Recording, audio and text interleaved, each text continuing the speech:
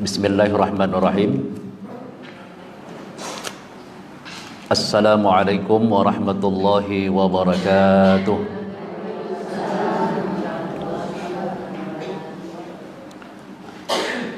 Alhamdulillahi rabbil alamin. Asyhadu an la ilaha illallah wahdahu la syarika lah.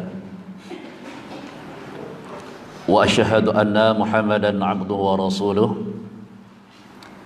Allahumma salli wa sallim ala nabiyyina Muhammadin wa ala alihi wa sahbihi ajma'in wa man tabi'ahum bi ihsanin ila yaumiddin. Wa qala Allah ta'ala fil Qur'anil Karim, a'udzu billahi minasy syaithanir rajim. Bismillahirrahmanirrahim. Ya ayyuhalladzina amanu taqullaha haqqa tuqatih wa la tamutunna illa wa antum muslimun. Wa qala Allah ta'ala, ya ayyuhalladzina amanu kutiba alaikumus syiyamu kama kutiba alal ladzina min qablikum la'allakum tattaqun. Segenap rasa syukur kita kepada Allah Subhanahu wa taala pada pagi yang sangat Allah muliakan ini, kita dapat berkumpul, dapat duduk, dapat hadir di dalam majlis taklim yang tempat ini adalah merupakan tempat yang kita cintai dan tempat yang Allah muliakan. Karena di tempat ini kita mengkaji ayat-ayat Al-Quran.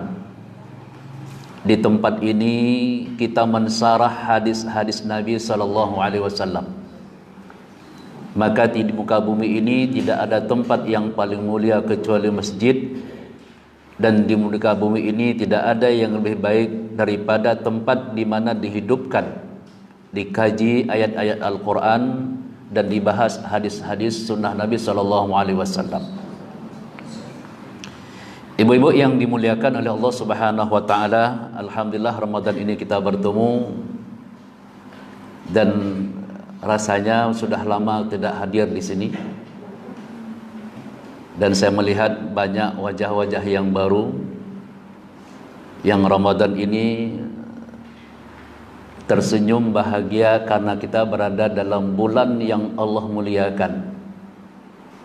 Di antara 12 bulan yang Allah hadirkan, maka tidak ada satu bulan pun yang Allah wajibkan puasa kecuali Allah hadirkan dalam bulan Ramadan. Ibu-ibu yang dimuliakan oleh Allah Subhanahu wa taala, saya sebagaimana biasanya hadir bawa spidol. Bawa spidol. Ini saya bawa 2 nih karena takut habis. Rupanya ada pula model-model seperti ini. Ya. Ini bagus juga seperti ini. Tahun yang lalu juga seperti ini, ya. Cuman hari-hari saya berpikir ya bisa juga menggunakan ini karena ibu-ibu kan membawa pulpen dan buku. Nah, jadi bawa pulpen, bawa buku, ada catatan yang namanya proses pembelajaran itu ada menjelaskan, ada mencatat. Itu dia ya, menjelaskan dan mencatat. Ya, hari ini tidak apa-apalah, alhamdulillah spidol saya tidak habis hari ini. Ya, ibu-ibu yang dimuliakan oleh Allah Subhanahu wa taala, saya sudah kasihkan judul ke ibu-ibu. Tema kita itu sederhana sekali. Judulnya itu berkaitan tentang perintah dan larangan dalam Al-Quran. Pada prinsipnya, inilah yang menjadi sebuah sasaran dan tujuan daripada Al-Quran itu diutus atau diturunkan oleh Allah kepada Nabi Muhammad SAW. Tujuan daripada semuanya ini, ibu-ibu yang dimuliakan oleh Allah, adalah untuk membentuk manusia menjadi manusia yang berakhlak. Kenapa ada ayat larangan? Supaya manusia jangan terjebak dengan larangan, karena di sana ada wilayah yang membahayakan kalian. Nah, kemudian ada ayat Al-Quran yang memang Allah perintahkan, apabila kamu berada dalam wilayah itu, kamu akan selamat. Dunia kamu akan tenang, dunia kamu akan senang, akhirat kamu akan selamat, terhindar dari azab kubur dan siksa neraka. Makanya orang yang beriman itu ketika berhadapan dengan ayat perintah dan ayat larangan, prinsipnya sami'na wa ata'na. Tak boleh ada debat mendebat. Tidak boleh ada pemikiran-pemikiran kita untuk mengatakan ini kenapa Allah larang. Padahal ini menurut kita ini baik untuk kehidupan kita. Kenapa Allah ini kok menyuruh? Ini kayaknya nih berat kali nih kalau kita lakukan. Tidak ada usaha kita dan tidak boleh ada upaya kita untuk menghalangi dan untuk menghambat, untuk berfikir menurut pikiran kita untuk menyalahkan perintah dan untuk merendahkan larangan. Nah, ibu-ibu yang dimuliakan oleh Allah Subhanahu wa taala, kemuliaan manusia dalam hidup ini pada prinsipnya adalah pertama ketika manusia ini dia taat dengan perintah. Kemudian yang kedua, manusia itu mulia itu karena taat dengan larangan. Jadi ketaatan kita ada dua, ibu-ibu ya. Taat dengan perintah dan taat dengan larangan. Jadi orang beriman di situ bu wilayahnya. Kalau ada orang beriman tapi perintah tidak dijalankan dan larangan tidak ditinggalkan, ini perlu dipertanyakan nilai ketaatan kepada Allah.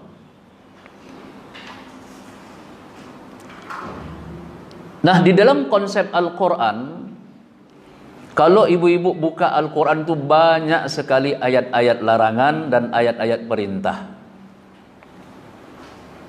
Nanti di sini Bu saya angkat satu ayat larangan dan satu ayat perintah. Di sekian banyak ayat-ayat perintah dan larangan dalam Al-Quran. Saya ingin ambil satu aja nanti yang terkait dengan kehidupan keseharian kita. Walaupun perintah puasa juga merupakan ayat perintah, tapi kita ingin ambil nanti korelasi dengan ayat-ayat yang lain. Satu saja ayat perintah, satu saja ayat larangan. Ini yang mau kita angkat. Ibu-ibu yang dimuliakan oleh Allah Subhanahu wa taala. Yang pertama saya ingin sampaikan bahwa kita sekarang ini adalah sedang menjalankan proses amanah. Kita sekarang ini ibu-ibu, kita sedang duduk di alam dunia ini sedang menjalankan sebuah proses. Proses yang di dalamnya itu ada sebuah amanah daripada Allah. Kalau ibu-ibu membuka Al-Quran, itu nanti ibu bisa buka surah Al-Ahzab ayat 72.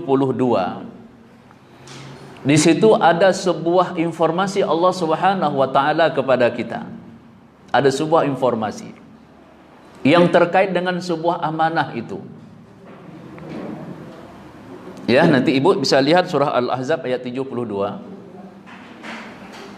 Di dalam ayat itu nanti ibu bisa buka, bisa baca. Saya ingin jelaskan aja secara global bahwa Allah Subhanahu wa taala pernah menitipkan amanah ini itu kepada langit. Alas samawati. Allah pernah titipkan amanah itu kepada langit, tapi langit menolak. Langit menolak, Bu. Padahal kalau kita lihat Bu ke atas sana itu Bu, betapa hebatnya langit itu. Sehingga kita selama ini diberikan sebuah pemahaman ada 7 lapis langit, 7 lapis bumi. Ini kan luar biasa Bu. Mindset, pemahaman yang tertanam dalam pemikiran kita. Tapi bumi ketika ditawarkan ala wal ardi, ditawarkan juga kepada bumi amanah itu, tapi bumi menolak. Dititipkan amanah kepada langit, langit menolak. Dititipkan kepada bumi, bumi juga menolak. Nah, di atas bumi ini ada yang Allah titipkan juga amanah itu adalah wal jibari. Apa itu? Allah titipkan amanah juga ini kepada apa? Kepada gunung. Pertama kepada langit, kemudian kedua kepada bumi, kemudian yang ketiga kepada gunung. Ketiga-tiga ini, ketika Allah menitipkan amanah ini, mereka semua menolak. Karena mereka khawatir nggak sanggup memikul amanah itu. Padahal kan luar biasa, Bu. Langit itu, bumi ini, dan gunung yang menjulang, ini sebuah ciptaan Allah yang sangat luar biasa. Tapi mereka menolak, Bu. Tapi apa kata Allah Subhanahu wa taala? Ketika amanah itu Allah tawarkan, Allah titipkan kepada manusia, manusia menerima. Inilah hebatnya manusia ini, Bu. Bumi saja yang hebat tempat kita tinggal ini, Bu. Bumi menolak, nggak mau nerima amanah itu. Tahu dia amanah itu berat untuk mereka pikul. Bumi juga nggak mau, tahu dia amanah itu berat mereka pikul. Gunung yang menjulang, yang hebat, yang panjang, yang di dalamnya semua ada material untuk kebutuhan manusia, mereka juga tolak. Mereka tahu bahwa amanah itu berat mereka pikul. Tapi manusia mau menerimanya, Bu. Hebat manusia ini. Termasuk ibu, saya, kita menerima amanah ini. Makanya ibu-ibu yang dimuliakan oleh Allah Subhanahu wa taala, di penghujung ayat itu ada sebuah kalimat yang Allah sampaikan, Bu. Apa kata Allah di sana itu? Bahwa manusia ini adalah zaluman jahula. Manusia ini sangat bodoh, dan manusia ini sangat zalim. Amanah itu berat, tapi mau dia mereka pukul. Dipikul amanah itu. Maka kata Allah Subhanahu wa taala, innahu kana zaluman jahula. Sesungguhnya manusia ini, kata Allah Subhanahu wa taala, zaluman, suka berbuat zalim, dan jahula, bodoh. Ini yang Allah sampaikan, Bu. Makna jahula, makna bodoh dan zalim di sini, ibu-ibu, adalah ketika manusia menerima amanah ini tidak bisa mereka gunakan, bisa gunakan, dan mereka tidak bisa kontrol. Amanah ini tidak dikontrol. Amanah ini tidak di-manage dengan cara yang baik.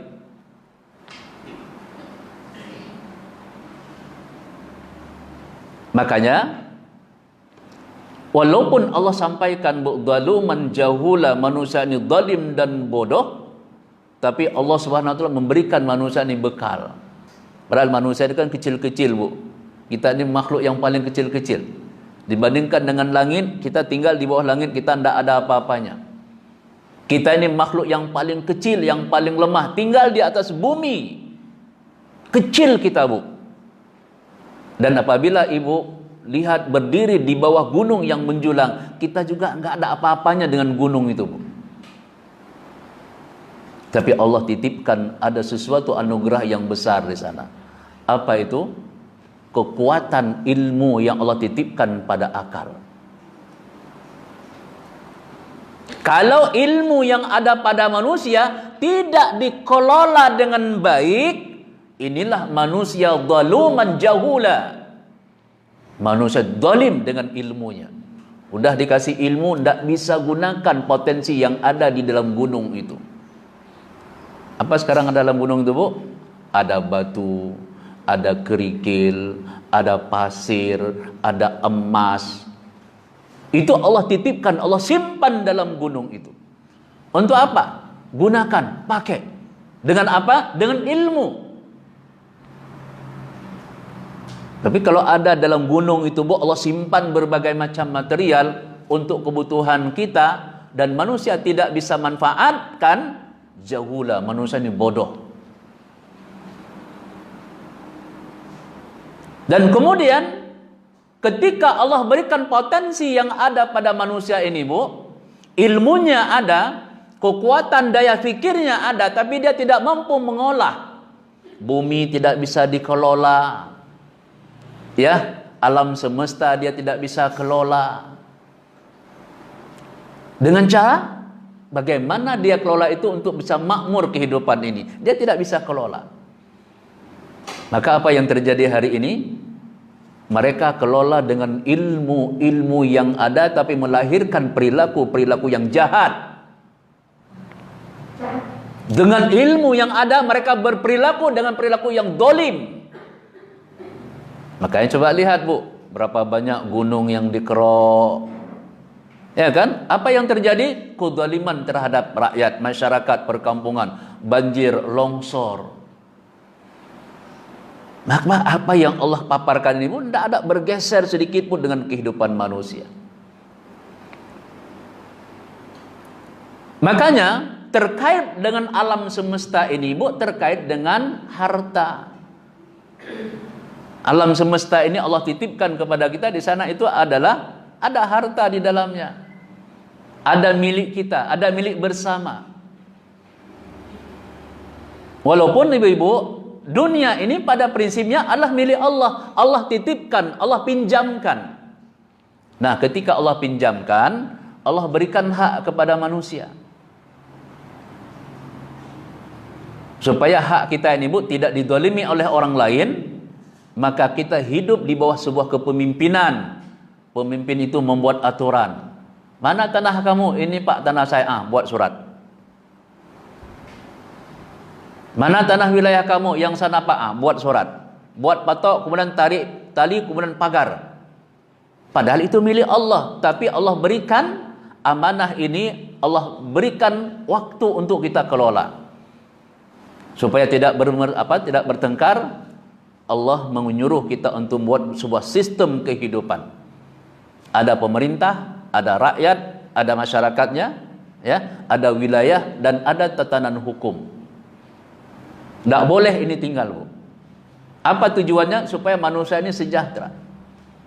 Tidak boleh satu wilayah tidak ada pemimpin. Tidak boleh ada pemimpin kalau nggak ada wilayah.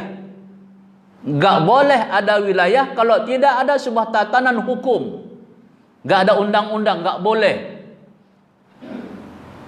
Makanya kita dibuat surat. Buat surat tanah. Ya, ada bukti sertifikat tanah.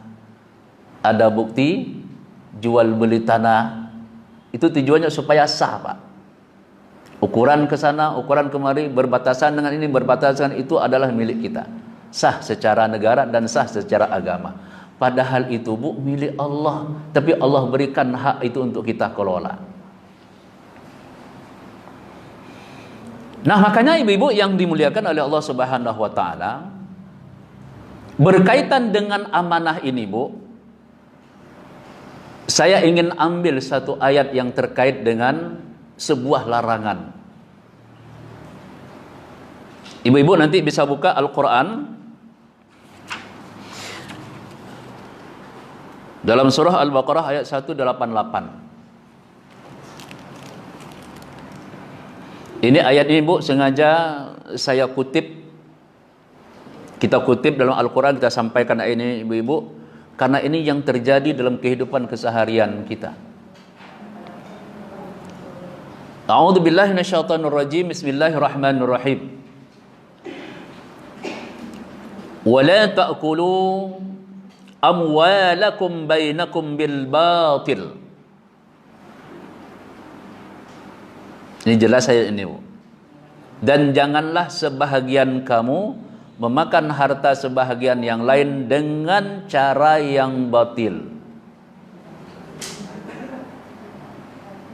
Inilah yang saya awali tadi, Bu, dengan persoalan amanah tadi.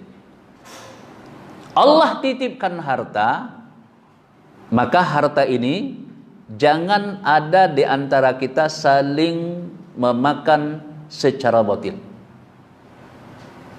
Dalam bahasa surah Al-Quran yang saya sampaikan tadi itu, Bu, manusia ini jangan jahula, jangan bodoh. Manusia ini diatur oleh Allah. Inilah kalimat pengaturan, salah satunya adalah wala taqtulu amwalakum bainakum bil batil. Kalian enggak boleh makan harta secara sama kalian itu secara batil, enggak boleh. Enggak boleh, kata Allah. Dan kemudian dalam kehidupan kita hari ini, Bu, karena manusia ini adalah manusia yang serakah. Innahu kana zaluman. Manusia ini suka mendolimi. Dia mendolimi diri sendiri dan dia juga suka mendolimi orang lain. Maka apa yang terjadi kata Allah? Manusia ini suka menyerobot yang bukan miliknya. Jino cina kala ni bebuk di kampung-kampung jino. Menyuna tanah kadang-kadang kamu tuntun hana daun kampung pak. Ijak orang kampung icu je patok, begatai patok je. Mengak luah becut. Padahal tahu dia pak. Nyot tanah pak je, nyot tengah tungku je, nyot tanah ibu je. Memang hana patok tapi nyo bak kerundung yang pulanya beno karaya yang ke hino patok je nyo. Jamun beok tagai yang bak kerundungan. Jino je kalau beraya ka pokok yang kena patok jamun. Tapi bak kundung yang sudah besar ini kan sudah besar bikin masuk ke tanah saya. Iya, walaupun sudah masuk ke tanah ibu, tapi ambil as tengah dari pohon itu. Itulah batas patoknya. Nenek-nenek kita kan gitu Bu dulu ya. Enggak ada istilah dulu kalau nenek-nenek kita bucik kita yang jamun. Beli dia semen, beli kerikil dibuat enggak ada. Karena sifatnya adalah jangka panjang. Kalau jangka panjang apa? Supaya enggak mati-mati, enggak roboh-roboh, tanam pokok kelondong. Sudut sana satu, sudut sana satu. Di tengah-tengah enggak ada masalah. Karena yang penting ketika tarik dari sana kemari lurus. Di tengah enggak ada masalah. Makanya kata Allah Subhanahu wa taala, lanjutan ayat ini adalah wa tudlu biha ilal hukami litakulu. Jangan kamu bawa, kata Allah.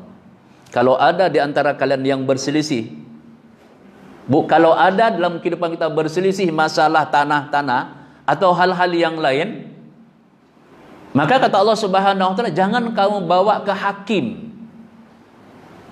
Tak boleh bawa ke hakim. Yang tujuannya adalah litakulu fariqan.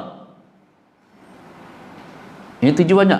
Kalau bawa ke hakim Bu, supaya bisa lurus, bisa bagus, enggak ada masalah. Tapi kalau bawa ke hakim untuk disidang, yang tujuannya adalah litakulu fariqan min amwalin nasi bil itsmi.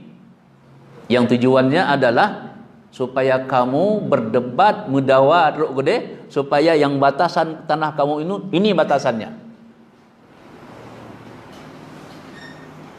Dan kamu tahu, kata Allah, wa antum ta'lamun. Dan kamu tahu bahwa yang kamu bawa ke hakim itu, bahwa yang lebih itu kamu tahu bahwa itu adalah milik orang lain, tapi kamu ambil lebihnya. Ini contoh yang paling dekat dalam masyarakat. Tak cok lebih tanya Bu. Tak pegat patok lain. Kenapa? Karena kita pikir orangnya sudah meninggal, ahli warisan tak kemana-mana, udah kuliah, udah besar-besar, udah punya cucu, hanai boleh kampung. Kita kata baju hanai mentala. Tak boleh. Kemudian ketika nanti keluarganya ahli warisnya pulang, tak mendawa adanya Pak. Tak mendawa adanya ibu-ibu. Akhirnya bawa ke hakim. Dibawalah surat. Ini Pak Hakim suratnya.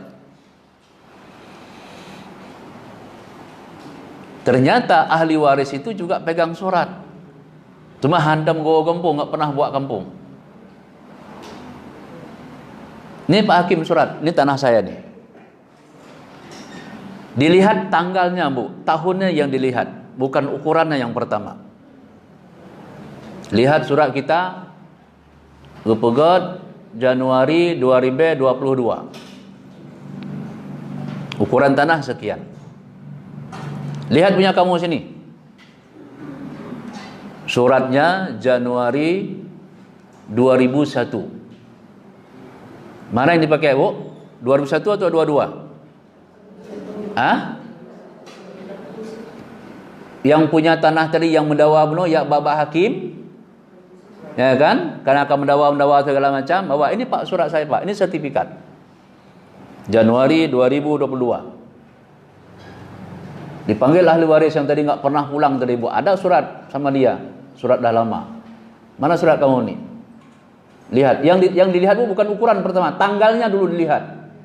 Januari 2001. Yang benar 2002 atau 2001? Dilihat adalah surat yang awal bukannya. Karena apa? Yang terakhir ini bisa manipulasi terkait dengan perubahan data. Tetap di sana. Ganti. Kalaupun menang dia Bu, Pak Hakim, Rono tenang, sekian nanti Rono. Ya, tenang. Sekian dapat. Kalaupun menang Bu, ingat, inilah yang dikatakan oleh Allah Subhanahu wa taala, litakulu fariqam min amwalin nasi bismi. Kalau kamu bawa ke meja hakim, tujuannya adalah supaya kamu mendapatkan harta itu dan kamu makan itu secara batil, dan itu dosa hukumnya. Bu, harta batil itu ada 3 Bu. Harta batil itu ada 3. Pertama, harta yang didapatkan secara halal dan dinafkahkan, disalurkan kepada yang batil, itu batil. Kan banyak gitu Bu, ada orang kan cari dengan cara halal, tapi serahkan ke jalur yang tidak benar, itu batil. Kemudian yang kedua, mencari harta secara batil dan menyalurkan kepada yang halal, itu hukumnya batil juga. Tak minta Bu, yang penting napeng. Benar nanti setelah ada uang, infak, sedekah, hajat umrah, hajat haji, yang klik dalam gede. Ya, sambil keliling Kaabah Bu, ya, nangis.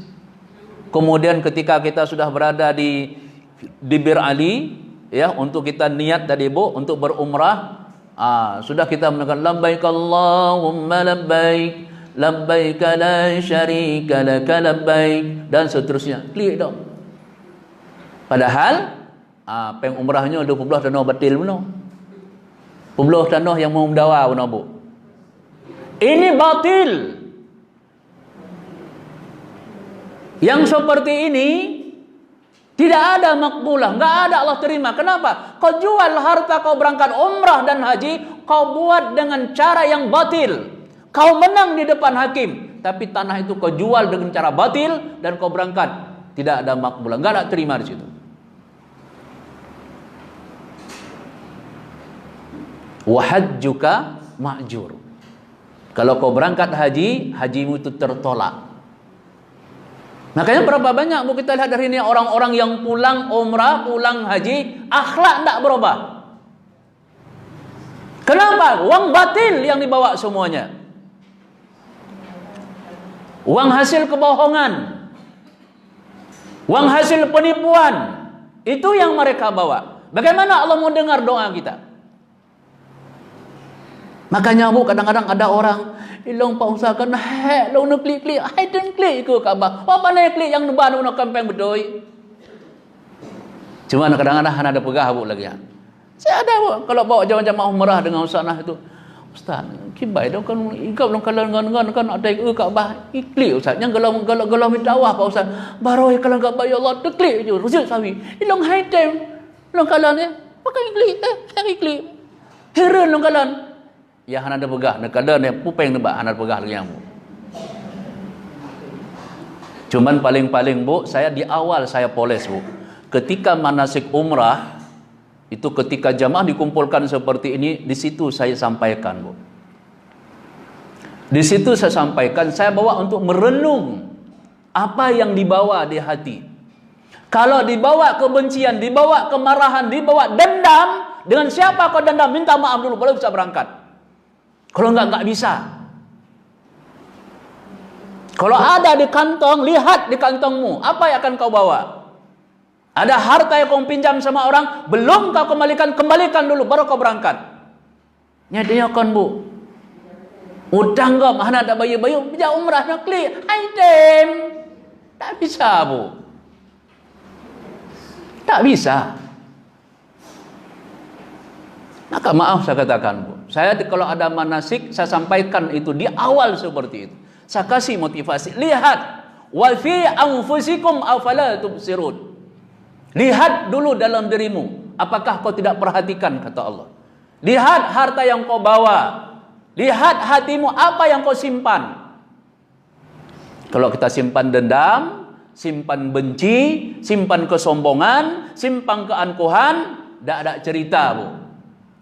Wahidah tetap akhlak lagi nyansit. Tak ada yang berubah.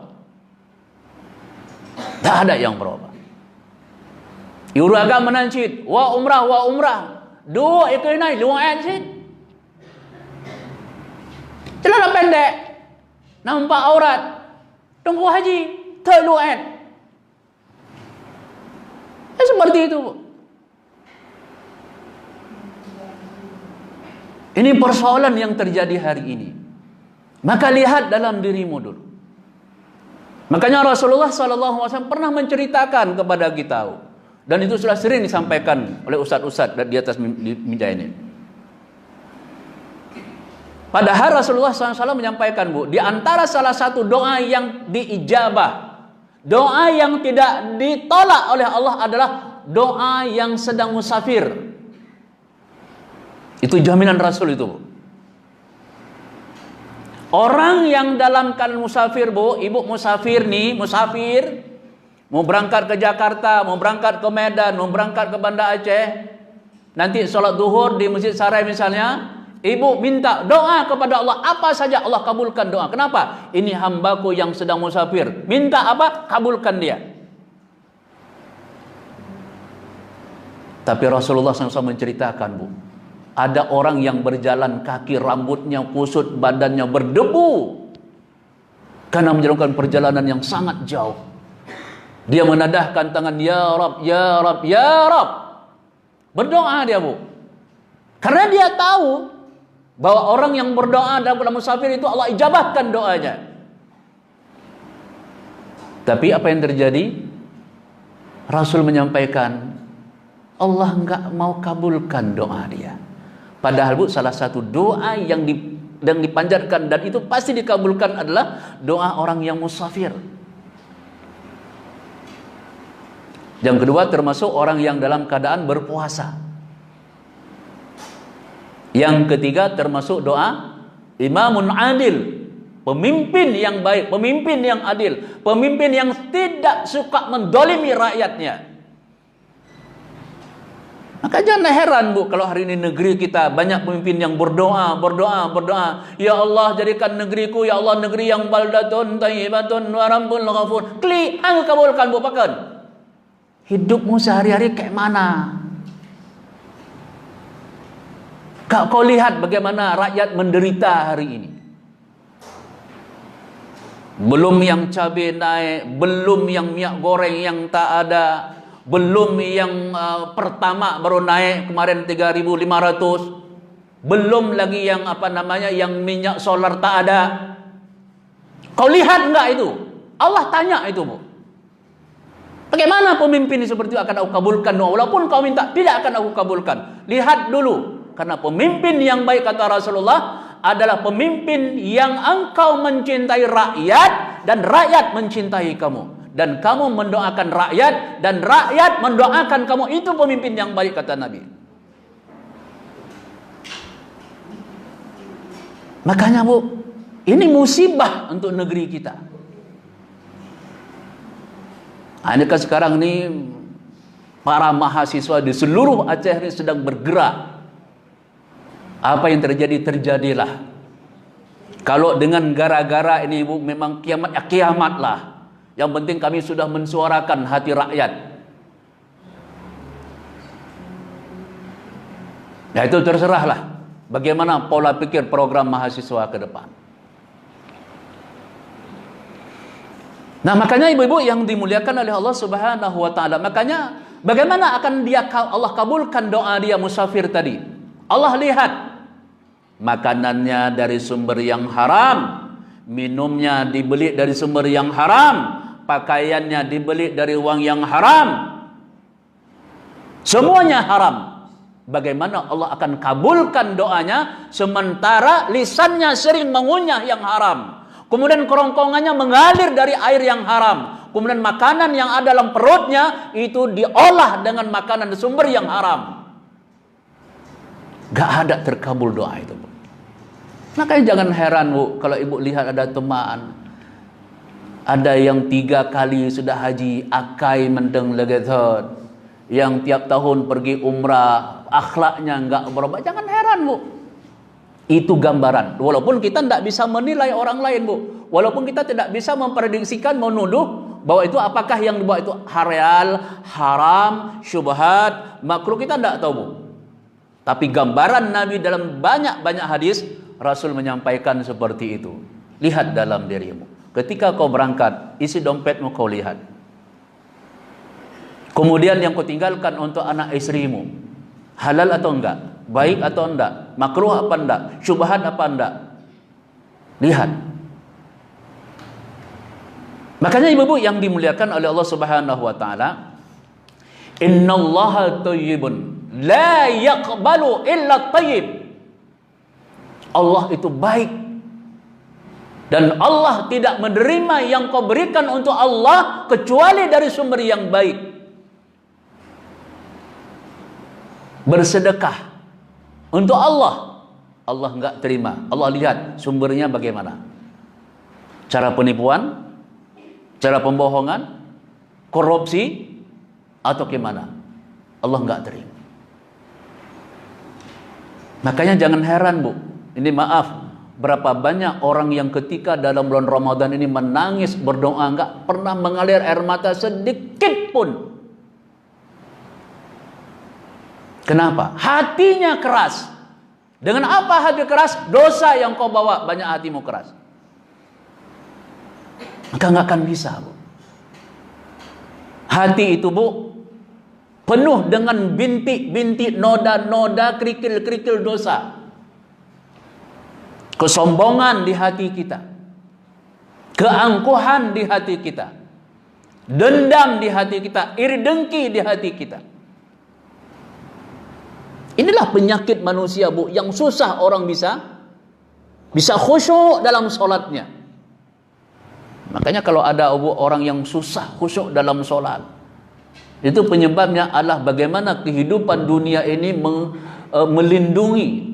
melindungi otak kita dan melindungi hati kita.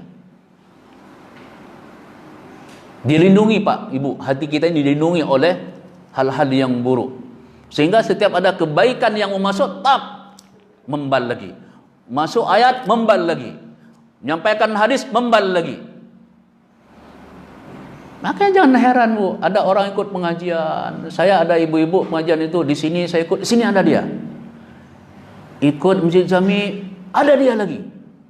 Nanti ke Masjid Syuhada, ada dia lagi. Nanti di Masjid Darussalam saya ikut pengajian ibu, naga nyalom. Rajin, Bu. Ada, Bu, ada yang seperti itu, Bu. Senang dia, suka juz taklim. Dengan ikut pengajian berubah akhlaknya, sikapnya, tutur katanya. Ikut pengajian di sini dengan ustaz yang begini-begini, tercerah hati dia. Ya, ada perubahan-perubahan luar biasa. Ada juga yang enggak mau berubah-berubah, kegaya untuk ikut pengajian. Nasid. Dari mana, Bu? Pengajian. Oh, taklim, Bu, ya? Iya. Tapi dengan tetangga dia hidup tidak baik. Itu ukuran, Bu. Ukuran orang yang taklim, dengan tetangga dia hidup baik. Dengan tetangga tidak merasa, dengan tetangga dia itu adalah orang-orang yang melahirkan kebencian tetangga dengan perilaku kita. Itu orang yang taklim. Coba lihat Rasulullah, Bu. Bagaimana cara lihat Rasulullah? Lihat dalam catatan sejarah.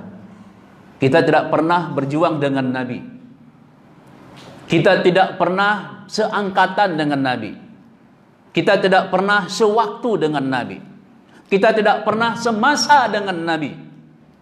Tapi sirah Nabawiyah itu mengangkat semua profil kehidupan Nabi. Coba lihat Bu, coba baca Bu, pernahkah Nabi merasa bangga dengan apa yang dilakukan dengan para sahabat-sahabatnya? Tak pernah Nabi mengatakan, "Hai sahabat-sahabatku, ngumpul kalian semua, aku dah capek ini. Aku dah capek berbuat ini, kalian gak akan bantu kalian aku. Tolonglah saya. Bantu agama Allah, bantu dakwah ini. Dah capek aku ngomong, kalian gak mau dengar satu pun." Coba lihat, pernah gak Nabi ngomong itu? Tak pernah. Padahal Nabi itu Bu, jaminan surga. Tapi Nabi tak pernah berkata itu. Ini kadang-kadang kita baru kasih sembako aja satu sak beras dah ngomong ke sana kemari. Ini bukan ibu sini, ibu tempat lain. Cuma ini saya sampaikan aja supaya kita tidak ada seperti itu. Buat dengan tidak berkata-kata kita seolah yang lebih. Agama tidak mengajarkan itu. Karena sedekah itu Bu, kullu ma'rufin sadaqah. Sedekah itu jangan kamu kira itu dalam bentuk harta material. Tapi sesuatu yang tidak terwujud. Kau sudah banyak berbuat sedekah, tapi terkadang kita tidak tahu kalau itu sedekah. Ibu duduk sini ini bukan material, bukan material. Duduk dengar, baik dengut, itu sudah sedekah Bu. Ini Bu, yang saya sampaikan ini bukan material, bukan dalam bentuk wujud. Saya sampaikan nasihat, ibu dengar, saya tanya, ibu jawab, ibu tanya, saya jawab. Ini sedekah. Kullu ma'rufin sedekah. Setiap yang baik itu adalah sedekah. Jadi sedekah ini Bu lebih luas dia. Ibu melihat teman yang sedang bekerja sendiri Bu, dah ngos diangkat barang, tolong dia, sedekah. Enggak mampu ibu bangun karena enggak ada tenaga, ibu lihat ada teman yang sedang kerja, panggil teman lain, "Bu, sini ngapain?" "Tolong ibu, itu udah capek dia." Ibu minta tolong, nyuruh ke sana, ibu sudah sedekah. Karena sedekah itu bukan harus ibu yang berperan, tapi ketika ibu tak punya tenaga, ibu kan punya pola pikir yang positif. Positive thinking, berpikir yang positif. "Bu, tolong ibu, itu sudah capek dia. Saya nggak sanggup bangun, kaki ini nggak pas." Ibu minta tolong Bu, ibu minta tolong, ibu ajak dia untuk bantu ibu sana, itu ibu sedang bersedekah. Yang baik mana Bu Iji? "Hai Bu, hana ni kala ni kau dengar Bu ni, nak bantu saya ilai hai. Ilong kena hai aku muda, minyak aku muda, kamu nak aku bantu." Sombong, angkuh, sok. Nah ini maaf Bu, ini saya harus ngomong kata-kata seperti ini. Mungkin usaha-usaha lain hana pegah, ilong pegah orang-orangnya. Karena sekarang Bu, hidup sekarang ini memang harus tegas bahasa itu. Kadang-kadang Bu, jangankan yang lemah-lemah Bu, yang lagi tegah kadang hana berubah hati urung. Pakai hana berubah. Buno Bu, karena buat desa buno. Apa buat dosa itu? Karena merasa kesombongan. Kalau sombong Bu di hati, angkuh di hati ada, tidak akan pernah berubah manusia hidup ini. Coba lihat Bu, bagaimana Fir'aun. Apakah enggak banyak ayat yang turun ke dia? Apakah tidak diutus Nabi pada masa dia? Ada. Siapa? Musa. Ternyata enggak cukup dengan Musa. Siapa lagi? Harun, saudara Musa. Disuruh oleh Allah Subhanahu wa taala. Apa yang disuruh oleh Allah? Dipanggilnya yang namanya Musa dan Harun. "Idhaba ila Fir'aun innahu tagha." Hai Musa, Harun, awakkah manduayo jak merumpak ti Fir'aun je. Innahu tagha, aku lihat ini sudah kelampaui batas kesombongan Fir'aun ini. Sombong kali, sok angkuh. Dia merasa yang paling hebat, dia merasa yang paling kaya, dia merasa yang paling kuat. Dia merasa sebagai Tuhan. Ana rabbukumul a'la, kata Fir'aun, aku sebagai Tuhan kamu yang paling tinggi. Coba kalian pergi dakwah. Dakwah sampaikan. Apa kata Allah Subhanahu wa taala? Tapi ahote ka pegah baik ka deut. Makna baik deut jangan maki-maki. Pegah ba berdegah tegas. Makna tegas, pegah yang betul dengan lemah lembut. Makna lemah lembutnya kan berarti lagi pegah anjeun. Makna lemah lembutnya berkenang sasaran langsung. Itu makna lemah lembut. Berkenang sasaran, berkenang langsung ba ate Firaun. Begitu pun tho agak pu agama ji, ngai tu pun tho Tuhan ji. Baik fikir droi Tuhan. Ke sana aku. Qaulan layyina, dengan bahasa yang lemah lembut, langsung sasaran berkenang dakwah wakah mandua nang ate Firaun berkenang. Mudah-mudahan kata Allah, mudah-mudahan dia sadar dan dia takut mau kembali kepada jalan yang benar. Makanya ibu-ibu yang dimuliakan oleh Allah Subhanahu wa taala, ini yang menjadi sebuah konsep. Makanya berapa banyak orang-orang yang tidak bisa berubah dalam hidup. Ketika dia sudah menguasai harta orang lain, dia merasa itu milik dia. Tidak bisa. Itulah makanya Allah katakan tadi, wala ta'kulu amwalakum bainakum bil batil. Jangan. Ibu-ibu yang berdagang juga hati-hati. Wa ahallallahu al-bai'a wa harrama ar-riba. Allah menganjurkan, Bu, boleh kamu ambil untung dari perjualan jual beli, boleh ambil untung. Yang ibu-ibu yang pak ikut nak jualan nampak kan, baik dia nak untung 5 ribu, kok le ni cak untung. Padahal untung itu bukan untuk diri sendiri terkadang. Kalaupun untuk diri sendiri kan bisa menghidupkan ekonomi keluarga. Justru keuntungan yang dia ambil itulah untuk menghidupkan ekonomi keluarga. Kita yang beli ini, yang lebih kita berikan itulah infak kita. Padumnya Bu 8 ribu. Nampak? Balik anak Bu. Yang kadang-kadang 3 ribu payah pre. 3 ribu balik pre. Ibunya bagi minta pay minta sampai kan datuk udah cunda minta pay. Pre dah yang kau ibunya minta pay. 3 ribu pre kita Bu. Kan tanya ke infak juga kan kabar dia, oh juga alhamdulillah dalam dia. Gitu. Itanya menanci Bu, itanya mendang maaf Bu. Kita hari Bu ate kita Bu mendang gereh, ate dia mendang nak kelembutan. Kalau lembut Bu, 3 gam yang lembutnya tenang tu. Coba lihat Bu tukang parkir Bu. Kalau orang Bu punya uang, punya pekerjaan, high time Bu, atrek Bu, atrek, ho Bu, sana kiri-kiri, high time Bu, hek Bu nian. Itanya Bu pemecah tak minta apa dah peng mertuh pun mengduan bawah negeri. Bu, ni uang parkir. Sekarang kan ada yang ibu-ibu juga uang untuk parkir kan? Tapi tenang Bu terima. 500 pun ni 2 ribu. Kri.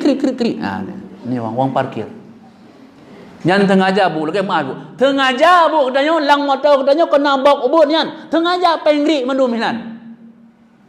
Hanya dia kacau-cok yang pakan parkir. Untuk mak dia pajak dah nak peng parkir. Kenapa Bu sesekali kita tak berfikir? Buka dompet. Nah 3 ribu, nah 2 ribu, nah 5 ribu. Cok 5 ribu betul. Ini Pak ya. Bentar Bu. Dah, yang lebih untuk kamu. Disitulah Bu Allah melihat keikhlasan kita. Keikhlasan itu Bu bukan ketika diminta, tapi ketika kita memprogramkan untuk memberi walaupun dia tidak minta. Itulah ikhlas namanya. Menyokan dalam ke Bu, nejok tapi mekrut ada ni. Bermenduah long cilung berah. Yang benar ya je negeri. Hidup begitu Bu, hati manusia. Tapi kalau sudah terprogram Bu, kalau ibu sudah niat, itu luar biasa. Saya ada teman-teman, ada kawan-kawan jamaah. Assalamualaikum, waalaikumsalam. Ustaz, di pesantren Hidayatullah Nisam ada anak-anak tahfiz Ustaz? Oh, ada. Ustaz bisa tolong saya? Ada apa, Bu?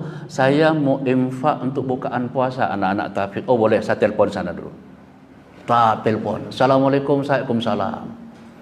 Ustaz, ini ada ibu-ibu tanya amanah, mau sampaikan nanti tanggal sekian mereka mau infak untuk buka puasa. Ada anak-anak? Oh, ada. Berapa orang? 100 orang. Telepon balik, Bu, sudah saya telepon anak-anak sama ustaz-ustaznya ada 100 orang, insya-Allah. Terprogram demikian itu jauh lebih ikhlas, lebih luas hatinya dibandingkan, Bu, lumpur gak les. Nejo, cik memang nejo. Kahan nejo. Ibu-ibu, ini saya punya gini segala macam, dan ini saya mau sampaikan ke ibu-ibu semuanya. Tolonglah dibantu ya. Minimal kalau nggak mampu 2 kotak, 1 kotak aja lah. Kalau nggak mampu 1 kotak, 2 orang bagi 2. 1 orang, 1 kotak, 2 orang bagi ya. Boleh. Ini saya edarkan kotak les ibu, isi ibu isu. Ibu Ida 2 kotak, ibu ini 1 kotak. Ustaz, kamu nya pekanan ibu Ida dengan ibu Ida 2 buahnya, ya kamu tamu kotak 2 dong Ustaz Ji Cina taala. Nah, nak terus seperti itu. Nejo ibu, tapi kadang-kadang nayam mengkerut. Ya, lu aja. Tapi bukan berarti tidak boleh, karena dalam Al-Quran itu adalah orang yang baik itu adalah orang yang berinfak, yang bersedekah, dan orang yang berusaha mengajak orang untuk berinfak. Boleh. Kenapa kan? Kadang-kadang punya ada pakat, dengar kan? Hana tingan ke? Ada pakat supaya mengaglih harta ganyan. Boleh juga. Tapi yang ingin saya katakan adalah kebersihan, keikhlasan itu jauh lebih berpotensi apabila kita memprogramkan sendiri. Seperti itu. Oke, baik. Ibu-ibu yang dimuliakan oleh Allah Subhanahu wa taala, ini terkait dengan ayat larangan. Kemudian satu lagi, apa ini ayat yang terkait dengan larangan? Satu lagi, larangan ayat-ayat Al-Qur'an itu adalah, saya ingin ambil satu lagi karena sudah saya sampaikan tadi terkait dengan yang saya sampaikan tadi adalah nanti ibu buka surah An-Nisa ayat 32. Saya tidak sampaikan sampai akhir ayat, nanti ibu silakan baca sendiri. Allah Subhanahu wa taala menyampaikan, a'udzubillahi minasyaitonir rajim, wala tatamannau ma faddalallahu bihi ba'dakum ala ba'din. Ya, An-Nisa ayat 32. Apa kata Allah? Dan janganlah kamu saling iri hati. Ini Allah sendiri ngomong nih, Bu. Janganlah kalian saling iri hati. Bekna iri, bekna dengki. Ya. Ma faddalallahu bihi ba'dakum ala ba'din. Terhadap karunia yang Allah karuniakan kepada sebahagian kamu lebih kepada sebahagian yang lain. Jadi Bu, hidup ini enggak ada yang sama, Bu. Baik lebih udahnya sama. Makanya kenapa hidup kita ada beda? Allah sudah sampaikan, di antara kita ini, Bu, ada yang Allah lebihkan. Nah, di situ kalau ibu lihat sampai ujung ayat itu Allah menceritakan bagaimana laki-laki itu beda dibandingkan dengan perempuan. Dan dalam hidup kita bukan hanya sekedar laki dengan perempuan yang beda, dalam kehidupan kita pun ada yang berbeda terhadap posisi rezeki dalam kehidupan kita. Ibu-ibu yang hadir hari ini pun nggak semua sama, Bu. Ada yang sehat, ada yang sakit. Yang sakit pun ada 2, ada yang nggak pakai tongkat, ada yang pakai tongkat. Karena nggak semua orang sakit pakai tongkat. Beda, Bu. Ada orang dah tua sehat, ada masih muda sakit, loyo. Allah lebihkan. Tujuannya adalah untuk bisa kita lihat, Bu.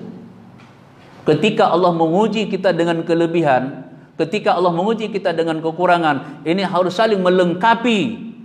Lihat dalam diri kita, di sana ada yang lebih lihat ke bawah. Kita ada yang kurang. Ketika ada yang kurang, lihat ke atas. Lihat ke atas itu apa? Dekatkan diri kepada Allah. Bukan lihat kepada orang kaya, dekatkan diri kepada Allah. Makanya dalam hadis Rasulullah pun dijelaskan, orang yang pertama masuk surga itu setelah Nabi SAW, yang paling dahulu adalah orang-orang miskin yang sabar, orang miskin yang taat, orang-orang miskin yang hidupnya tidak suka mengeluh. Itu orang yang didahulukan oleh Allah masuk surga. Setelah beberapa tahun akhirat, baru Allah suruh orang-orang kaya masuk surga. Ben bikipu reno ben tang-tang danyo nanda umrah umpuk ke, haji na mulai ke, dah begap masjid tidro di danyo, merasa kalau kaya tat ibunya. Masjid hangga begat tidro ke. Ya, hangga begat tidro masjidnya. Pakai banjit masjid halaman-halaman parkir tidro ke begat ke masjid endang. Orang melihat hebat. Kenapa? Kekayaan. Tapi di akhirat tetap orang miskin dulu bu yang diperintahkan. Kenapa? Dia sudah miskin, enggak sanggup beli mobil, enggak sanggup buat rumah yang mewah, enggak sanggup buat masjid, tapi dia sabar dengan kemiskinannya dan dia taat kepada Allah, dia patuh kepada Allah, perintah dijalankan, setiap yang larang itu ditinggalkan. Kamu duluan masuk surga besok. Makanya kita pun tidak usah khawatir hidup ini. Saya sampaikan kemarin di pengajian ibu-ibu di ASEAN. Saya sampaikan, Bu, hidup ini bukan kita yang atur. Hidup ini berputar sebagaimana roda yang berputar. Dulu kita berada di bawah. Ketika roda berputar, kita berada di atas. Ketika di atas, jangan lupa lihat ke bawah. Bahwa kau dulu pernah di bawah. Lihat orang-orang miskin. Kau juga pernah miskin dulu. Perhatikan mereka. Baik angkuh, baik sombong. Kerjalah. Ilang kau kerja cik makai dong lagi kaya aku. Kanyo bu kena tengah jalan. Kerjalah, jaya kula lah. Ilang kau jaya kula, S2 kau jaya kula. Sombong bahasanya. Jangan. Kesombongan ini bu akan merendahkan kita. Orang sombong itu bu bukan hanya orang direndahkan bu. Orang-orang yang menjadi tanggung jawab dia itu mampu dia rendahkan. Seorang suami yang sombong dia merendahkan istri. Padahal selama ini sukses dia karena dibantu oleh seorang istri. Kalau nggak percaya coba suruh. Drone bang yang patih bawa nadung drone tu teh mulai tengah tumerah drone. Nu tumerah drone. Kemudian henyan nak ada kedra ni di luar. Alihan nak kuat kedra ni ja. Alihan gothok kedra ni. Long no kalen sukses kedra ni. Cuman bu baik nak kun lagi yan. Artinya ini fenomena kehidupan seperti ini bahwa suami tidak akan pernah sukses itu menjadi seorang yang hebat kalau tidak ada seorang istri yang dianggap hina. Jadi istri itu di rumah bukan pembantu. Istri itu adalah partner dalam hidup. Partner apa? Partner untuk asyihah, untuk saling nasihat menasihati. Istri ada lebih nasihati suami. Dan suami jangan sombong. Apa dia berah suami di mana suami ini? Tapi dia berah kerja ni, dia berah rumah tu. Jadi artinya begitu bu. Ya. Jadi seseorang itu tidak akan pernah sukses bila tidak ada orang-orang lain dalam hidupnya. Saya di sekolah, apakah saya bisa baik, bisa bagus, bisa sukses menjadi seorang kepala sekolah? La, tidak pernah bisa. Karena ketika seseorang kepala sekolah, seorang pemimpin merasa diri bisa bekerja, tidak. Semua karena ada orang-orang yang di belakang kita, di samping kita. Bu, tolong buat surat ni bu ya. Setelah buat nanti, setelah di print, tolong bawa ke sadu, saya lihat dulu, kalau betul, dimana saya coret, nanti baru di stempel. Hanya mungkin bu pelatu kula, gacol itu, ketik cak, ke print, nang stempel, nang gendak surat, long kemenang, nang ke fotokopi, tak mungkin.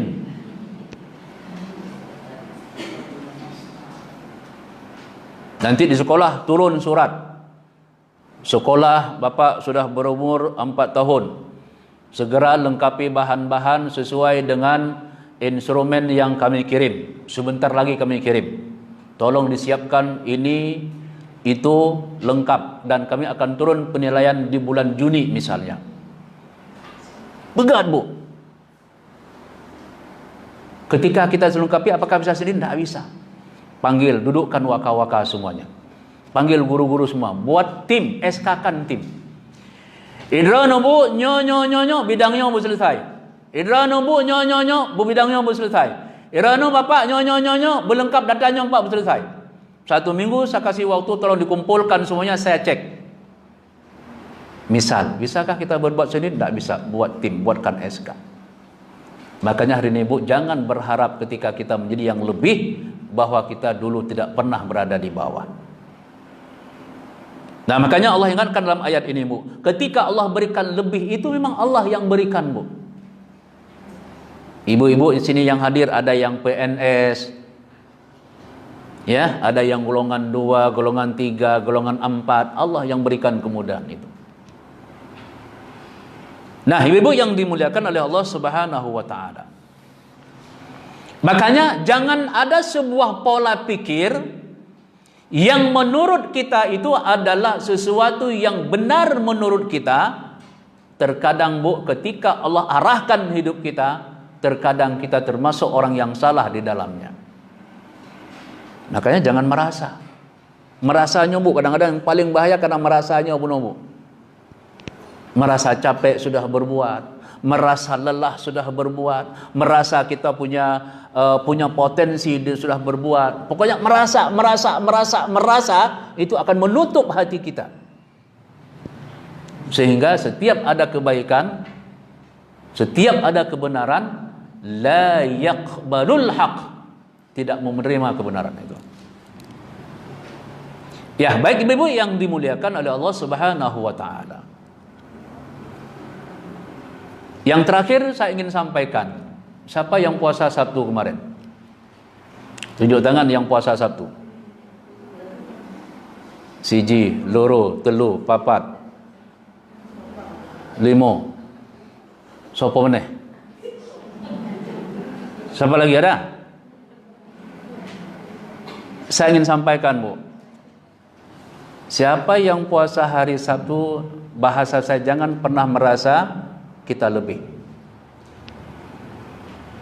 Yang puasa hari Ahad, ya, yang puasa hari Ahad jangan juga merasa kurang.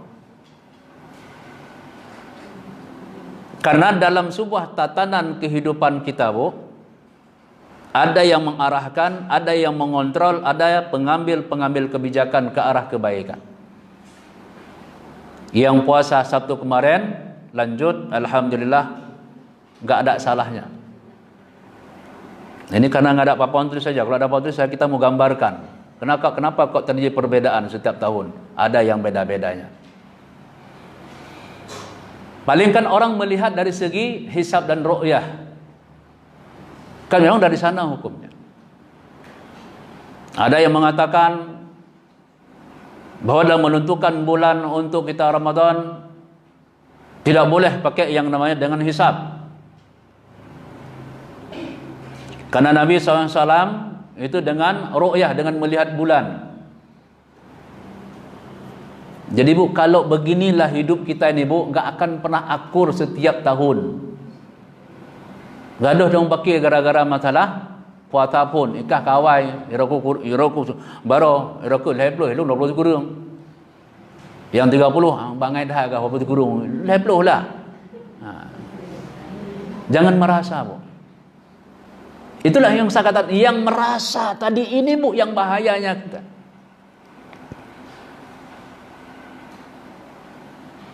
Nah, kenapa pemerintah menetapkan hari Ahad? Karena pemerintah juga sudah ada usaha, sudah ada ikhtiar. Usahanya apa? Kumpulkan orang-orang, kumpulkan para ahli. Ya kan, ikhtiarnya apa? Ambil alat-alat teknologi, lihat. Oh, belum nampak bulannya. Kalau masih 1 derajat belum nampak bulan misalnya. Kalau organisasi Muhammadiyah dan organisasi-organisasi lain itu di hari Sabtu itu bulan sudah ada, cuma belum nampak. Walaupun sudah ada, belum nampak, secara hisab perhitungan sudah boleh. Kan gitu? Nah, pemerintah melihat walaupun bulan sudah ada, sudah bergeser, walaupun 1-2 derajat, tapi kami sudah melihat belum nampak. Maka genapkan Sya'ban 30, besok baru kita puasa. Tidak ada salah. Yang Sabtu puasa benar, yang hari Ahad puasa juga benar. Lalu Ustaz ngambilnya hari apa? Rahasia. Ya, itu rahasia. Ya, baik ibu-ibu yang dimuliakan oleh Allah Subhanahu wa taala. Ini beberapa hal yang kita sampaikan ini, Bu. Ini menjadi sebuah apa saya bilang ya? Untuk mengingatkan aja sebenarnya. Bahwa hidup ini tidak boleh main-main. Hidup ini nggak boleh main-main. Hidup ini serius, Bu, kepada arah kebaikan. Arah kebaikan, Bu, serius. Ya, ibu-ibu yang dimuliakan oleh Allah Subhanahu wa taala. Tadi saya bilang terakhir ya. Ini paling, pakai kalimat paling terakhir. Ya, ini setelah paling terakhir nggak ada lagi terakhir insyaallah. Ini kita Ramadan ini, Bu. Saya ingin sampaikan yang paling terakhir agar ibu ingat ketika melangkah Ramadan hari-hari berikutnya. Walaupun ini sudah sering disampaikan, saya ingin sampaikan lagi. Ramadan ini, Bu, ada siam, ada saum. Saya sudah pernah sampaikan itu, mungkin di sini atau saya sudah sampaikan. Ramadan itu ada bahasa kutiba alaikumus siyam. Allah menggunakan siam.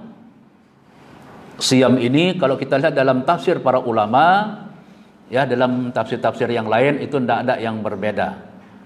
Artinya puasa, tak makan, tak minum, tidak boleh berhubungan suami istri di siang hari, puasa. Tapi ada satu lagi yang terkait dengan puasa, ada kalimat atau kata yang disebut dengan as-saum. As-saum ini juga maknanya puasa. Tapi penekanannya adalah ketika siam tadi itu bisa mengarahkan tidak boleh makan, tidak boleh minum, tidak boleh hubungan suami istri di siang hari, berarti kau sudah puasa. Nah, makanya kan ini, Bu, yang dilakukan dalam Ramadan. Tidak ada makan, tidak ada minum, kita sudah sahur. Kemudian yang kedua ada saum. As-saum ini juga artinya puasa. Tapi dia penekanannya adalah bukan tidak makan, bukan tidak minum, bukan tidak bersenggama di siang hari suami istri, tapi dia lebih penekanan arahnya kepada lisan, kepada lidah. Apa yang dilarang oleh lidah dalam saum? Laghwun, tidak boleh berkata yang sia-sia. Yang kedua, rafas. Tidak boleh berkata-kata yang jorok, yang keji, fitnah, adu domba, menceritakan keburukan orang lain. Ibu duduk cerita, walaupun terkadang menurut ibu itu tidak menceritakan keburukan orang lain, tapi kalau bercerita hal-hal yang di dalamnya ada sia-sia, tinggalkan. Supaya nilai Ramadan itu menjadi nilai yang benar-benar untuk mendapatkan la'allakum tattaqun. Jadi, Bu, dari kesimpulan ini saya ingin katakan bahwa Ramadan puasa kita supaya bermakna muaranya kepada la'allakum tattaqun, kita harus ada siam, harus kita jaga, saum harus ada sama kita.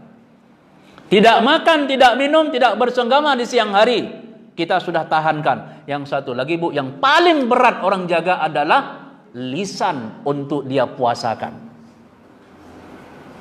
Hana pajobu tika Bu. Enggak minum memang sudah iya, tidak bersenggama siapapun tahan. Tapi ini, Bu, lisan.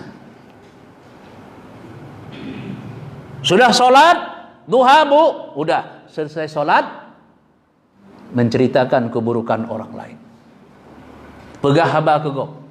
memburuk-burukkan orang lain. Tadi Bu, waktu salat duha Bu, baca surat, baca ayat, berzikir, berdoa, berselawat, ya kan? Nanti setelah itu jumpa teman, jumpa kawan, menceritakan keburukan orang lain, pahala duha, pahala solat, pahala sedekah, pahala infak, ibu kirim kepada orang yang ibu ceritakan tadi. Capek ibu lakukan solat duha, capek ibu bersedekah, capek ibu salat tarawih. Setelah itu ibu ceritakan keburukan orang lain, ibu sebutkan namanya, secara otomatis ibu transfer amal ibadah itu kepada orang yang ibu ceritakan. Makanya saya katakan, berapa banyak orang yang sia-sia. Kam min shaim, berapa banyak orang yang puasa. Lihat Bu kalimatnya, kam min shaim, bukan kam min siyami. Kam min shaim, berapa banyak orang yang mempuasakan puasa. Dia mempuasakan lidahnya seharusnya. Ya, laisa lahu min siyami illa al-ju' wal atas. Tidak didapatkan pahala, kebaikan, keberuntungan dari puasanya kecuali dia dapatkan lapar dan hausnya saja. Akhirnya ibu-ibu yang dimuliakan oleh Allah Subhanahu wa taala, Rasulullah SAW menyampaikan, laisa siyamu minal akli wasyarabi. Tidaklah dikatakan puasa sekedar tidak makan, tidak minum. Artinya Bu, tidaklah dikatakan orang puasa dari makan dan minum. Innamas siyam, yang dikatakan puasa itu adalah minal lagwi warrafati. Yang dikatakan orang yang puasa adalah orang yang bisa menjaga lisannya dari kata-kata lagwi, lagwun, perkataan yang sia-sia, dan perkataan yang jorok, yang buruk, dan perkataan-perkataan dusta.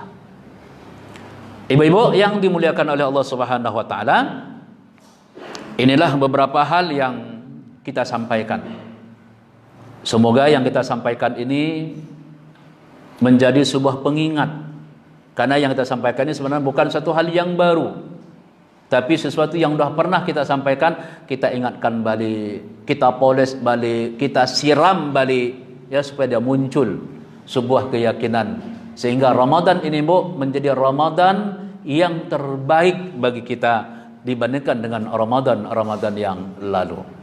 Banyak berinfak, banyak bersedekah, jangan lupa baca Quran, jaga salat 5 waktu, tambah salat sunat, hiduplah dengan kata-kata yang baik, berperilakulah dengan akhlak-akhlak yang mulia. Insyaallah di hadapan Allah pasti ketika kita keluar dari Ramadan, kita akan tercatat orang-orang yang sudah terampunkan dosa-dosa kita yang telah lalu.